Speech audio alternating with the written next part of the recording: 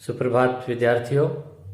आज हम विज्ञान का एक बहुत इंटरेस्टिंग टॉपिक पे डिस्कस करेंगे, प्रकाश यानी लाइट।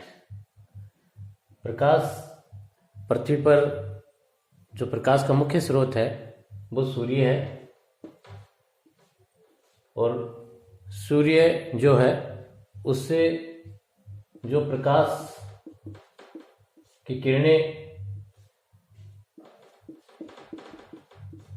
उनसे जो रंग है वो आपको पता है विबज्योत।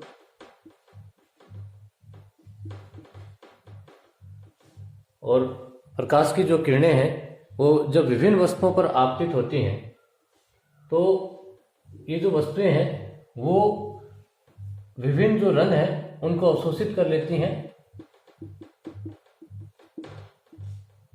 केवल कुछ रंग जो है वो रिफ्लेक्ट करती हैं, परावर्तित करती हैं, और ये जो तरंगे हैं वो हमारी आंख की रेटिना पर जो प्रतिबिंब बनाती हैं और वह वस्तु हमें उसी रंग की दिखाई देती है।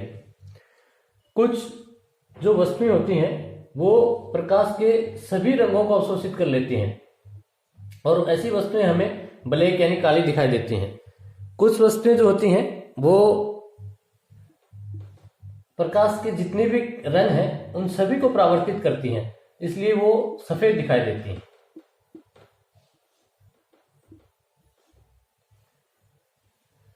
प्रकाश जो है वो तरंग और कण दोनों तरह का जो व्यवहार है वो प्रदर्शित करता है।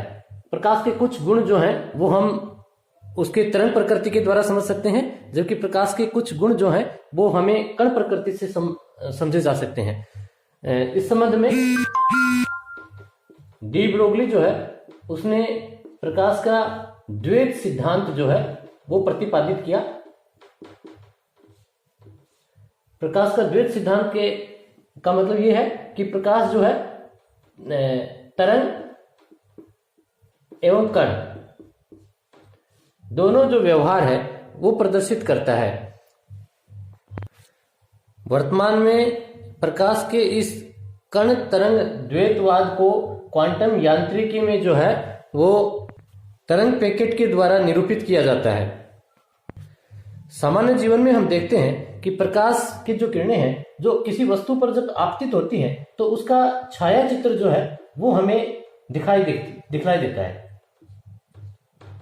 इसके अलावा प्रकाश जो है वो हमें ऐसा प्रतीत होता है कि प्रकाश की जो किरणें हैं वो सीधे पथ पर गमन करती हैं, लेकिन ऐसा नहीं है। प्रकाश जो है वो जैसे हम देखते हैं कि इस तरह के बॉक्स बना करके उसमें हम इस तरह से छेद कर दें तो हमें जो प्रकाश है वो यहां से दिखाई देगा, लेकिन प्रकाश जो है वो एक प्रकाश स्रोत से जो किरणें हैं वो सभी दिशाओं में संचरित होती हैं। लेकिन प्रयोगशाला के अंदर जैसे हम एक दिशीय जो है इसको कर सकते हैं ताकि प्रयोग जो है वो सुगमता से किए जा सके, लेकिन व्यवहारिक दृष्टि से हम देखें तो व्यवहारिक दृष्टि से इस तरह की जो सीमित जो है हम उसको नहीं कर सकते हैं। इस चैप्टर में हम प्रकाश जो है उसका सरल रेखीय पथ जो है उसका उपयोग करके प्रकाश की कुछ परिघटनाएं जैसे प्रकाश का परावर्तन, प्रकाश का अपवर्तन के बारे में जो है डिस्कस करेंगे। हम बात कर रहे हैं प्रकाश के परावर्तन के बारे में। परावर्तन क्या होता है?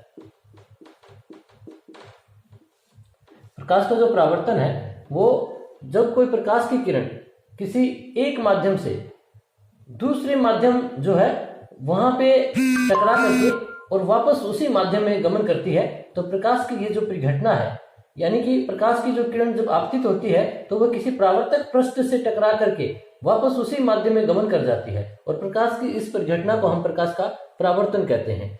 अब बात करते हैं हम प्रकाश की जो परावर्तन होता है वो एक तो क्या हो, चिकनी और समतल सतह हो।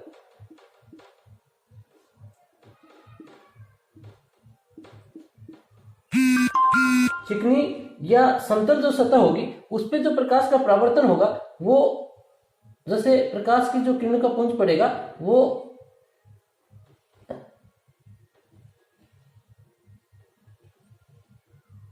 बिल्कुल सभी एक ही दिशा में जो है वो लौट के गमन करेंगे। इस तरह का जो परावर्तन होता है उसको हम नियमित परावर्तन कहेंगे। लेकिन यदि ये जो सतह है ये रफ हो और असमतल हो तो इस पे जो प्रकाश की किरणें आएंगी वो विभिन्न दिशाओं में गमन करेंगे। तो प्रकाश का इस तरह का जो परावर्तन होता है उसको हम विसरित परावर्तन कहेंगे।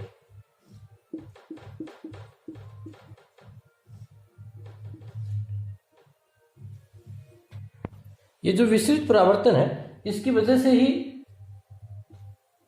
कोई भी कमरा है उसकी जो खिड़की और दरवाजे होते हैं उनके द्वारा ही अंदर जो है अंदर की जो वस्तुएं हैं वो हमें दिखलाई देती हैं इस विसरित परावर्तन की वजह से।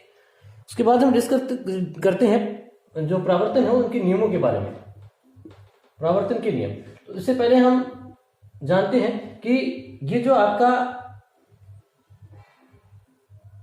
मिरर है, दर्पण है, इस दर्पण पे 90 डिग्री का एक अभिलंब एक लंब बनाते हैं, इसको हम बोलेंगे अभिलंब।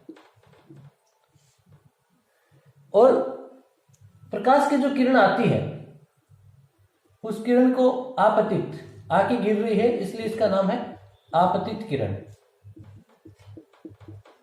और जो किरण इससे टकरा करके वापस जा रही है उस किरण का नाम हम करेंगे परावर्तित किरण, क्योंकि परावर्तित होकर जा रही है इसलिए परावर्तित किरण। परावर्तन का जो पहला नियम है वो ये कहता है कि आपतित किरण, परावर्तित किरण और अभिलंब तीनों एक ही तल में होंगे। एक ही तल का मतलब ये है कि जैसे मान लो कि ये किरण जो है वो ऐसे इसी यहां आ रही है, इस तल में आ रही है, तो ये टकराने के पश्चात ऐसा नहीं है कि आई ऐसे और ये ऐसे चली गई या ऐसे चली गई, इस तल में आ रही है तो टकराने के पश्चात ये इसी तल में वापस जाएगी। तो इसका मतलब ये हुआ कि जो पहला नियम है वो ये कह रहा है कि आपतित किरण, परावर्तित किरण और अभिलंब तीनों एक ही तल में होंगे। ये परावर्तन का पहला नियम है। उसके बाद हम बात कर रहे हैं परावर्तन के दूसरे नियम की। परावर्तन का दूसरा नियम ये कहता है ये जो कोण है इसको हम आपतन कोण कहेंगे, अर्थात आपतित किरण और अभिलंब के बीच में जो कोण है उसको हम आपतन कोण कहेंगे और इसको आई से डिनोट करेंगे। इसके अलावा ये जो कोण है आपका अभिलंब और परावर्तित किरण के मध्य जो कोण है इसको हम परावर्तन कोण कहेंगे और इसको हम रिफ्लेक्ट यानी आर से डिनोट करेंगे। दूसरा नियम ये कहता है कि ये जो आपतन कोण है और ये जो परावर्तन कोण है इसका मान हमेशा बराबर रहेगा।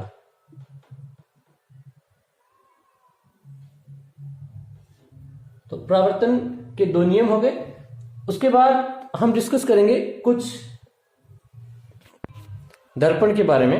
दर्पण जो है वो एक होता है आपका समतल दर्पण और दूसरा जो होता है वो होता है गोलीय दर्पण। गोलीय दर्पण क्या होता है? गोलीय दर्पण एक कोई कांच का खोखला जो गोला होता है, कांच का खोखला गोला, और उसका कोई एक कटा हुआ भाग, उसको एक तरफ से हम क्या कर दें, पॉलिश कर दें। इस तरह का जो दर्पण होता है उसको हम गोलीय दर्पण कहते हैं। अब इसमें यदि धसा हुआ जो भाग है उस पर पॉलिश करते हैं और उभरा हुआ भाग परावर्तक पृष्ठ का काम करता है, तो इस तरह के जो दर्पण होता है उसको हम उत्तल दर्पण। एवं यदि धसा हुआ भाग जो है वो परावर्तक पृष्ठ का काम करे, उभरा हुआ भाग है उसको पॉलिश कर देते हैं, तो इस तरह का जो दर्पण होगा वो आपका अवतल दर्पण कहलाएगा।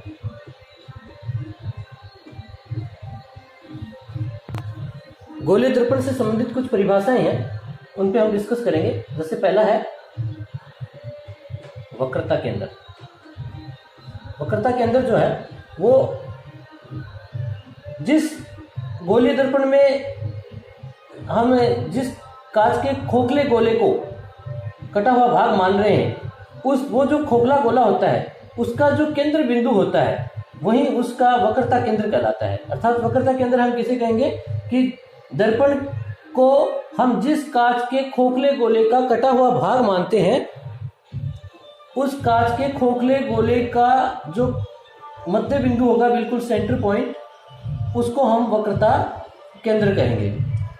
उसके बाद में दूसरा जो है वो है आपका मुख्य अक्ष।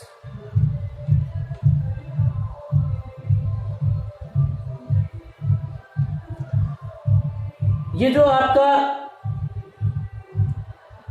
दर्पण है, इसका ये जो द्वारक है और ये बिल्कुल आपका